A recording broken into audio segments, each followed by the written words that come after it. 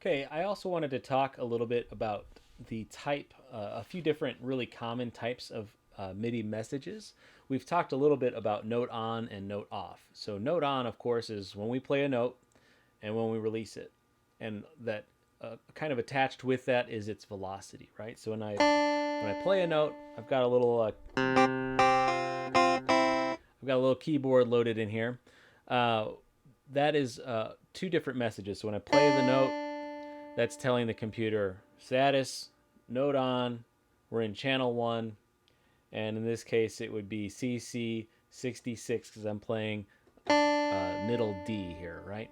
So that would be CC64 because it's the middle C.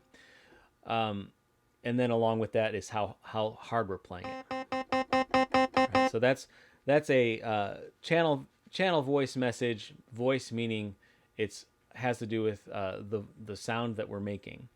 Um, a few other different really common types of messages.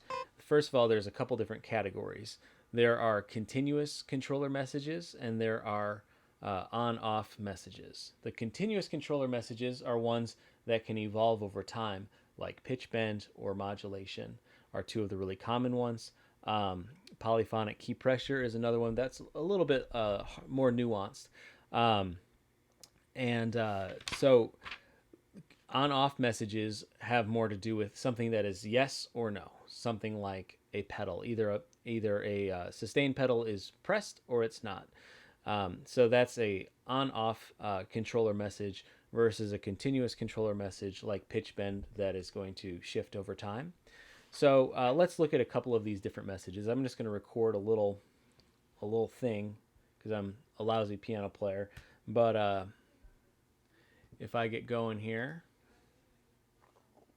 hit record. All right, so here we go.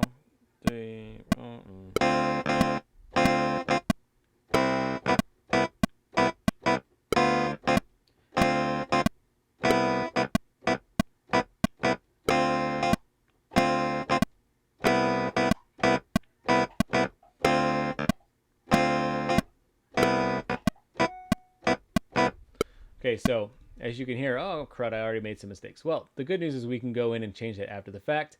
I also recorded a little bit of information in addition to the notes that I was playing. So here I have my notes, and I can look at my velocity, which is right here. So usually it's defaulted to velocity, so I can see how hard I played it. And then let's look at some of the other data that I recorded along with it. The volume is set to a specific amount, and then the mute is going to be not muted. But if you wanted to all of a sudden have it mute, like if there's a synth that wants to just keep going and going and going, you can. So you can hear it. It just cut off the sound because I recorded a MIDI mute message, and that mute message would be in the on-off category. Let's see what happens if I record a little pitch bend with it. So this would be a continuous controller message. So it didn't put it exactly where it started. So it came back to a different pitch. So, and then the pitch bend. Another thing to note about pitch bend is how many steps it's allowed. So right now it's set for 12 steps, meaning it can go all the way up chromatically.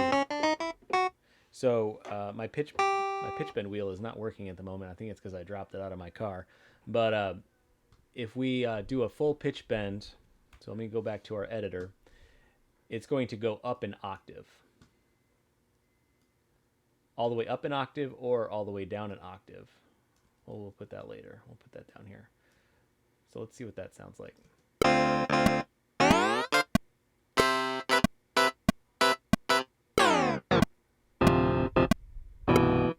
Now, a full octave might be a little bit extreme. So in most cases, the default is 2, meaning it's going to go up one step. So if you're playing a C and you have it maximum value, it's going to go to a D or down a maximum value, which would be a B flat if you're talking about a C with pitch bend. So now that I've changed this to 2, let's see what the difference is.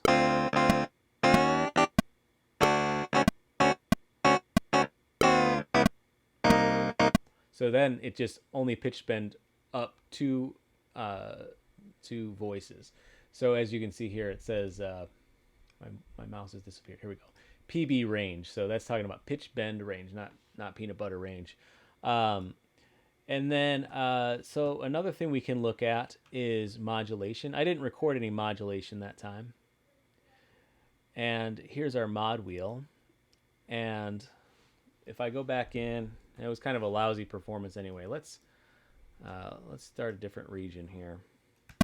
If I record again, and I can do a little, oh, hang on, my pitch controller is still where it was. So let me go back in and pitch bend. I'm just going to delete that because it's throwing me off.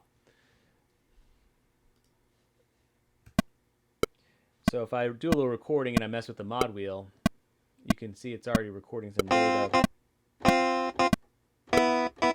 Now when I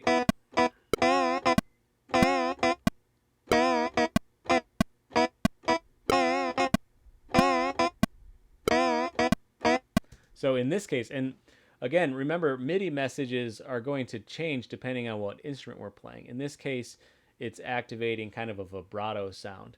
In other cases, it might create a stutter. It might create any number of different effects depending on what instrument you've chosen. But just know that when I go into my MIDI editor, I've got my note data, and I can look down here, and you can see it's nice in Pro Tools. It highlights the one that's actually recorded data. And let's see, mod wheel. There we go. So you can see there's my mod wheel data that I recorded, and I used the little wheel that's on my keyboard to do that. And if I didn't like it or it's a little bit too extreme, I can go back in after the fact and adjust it. So sometimes you might be like, oh, that was really close. You can go back in after the fact and get it exactly the way that you want it, which is really nice. And this, again, would be an example of a continuous controller. Some other continuous controllers, breath control, can be nice if you're working with like a trumpet or a flute. And again, not all of these controllers will do something. It just depends on the virtual instrument. If the virtual instrument is designed to be activated with breath control, great. For example, an organ may not have velocity because when you play a real organ, it's either on or off. Another thing we can look at, if we go back to my previous, oh, I deleted that. So if I record a new one and I do my, and I hold down my sustain pedal,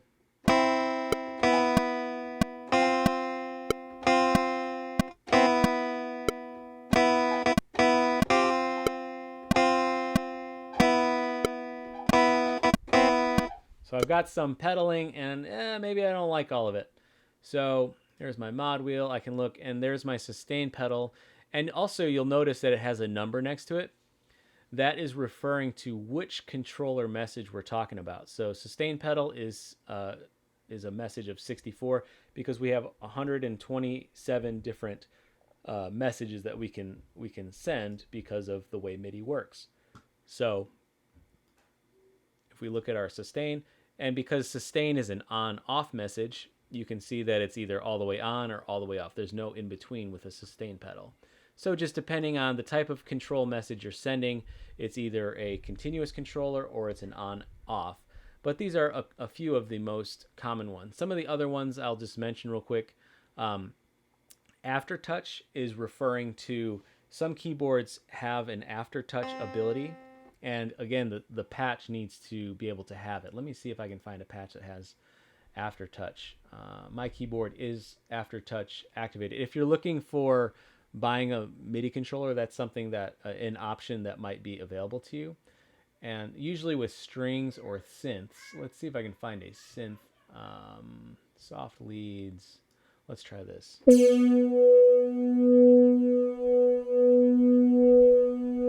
can hear how it's kind of fluctuating on and off.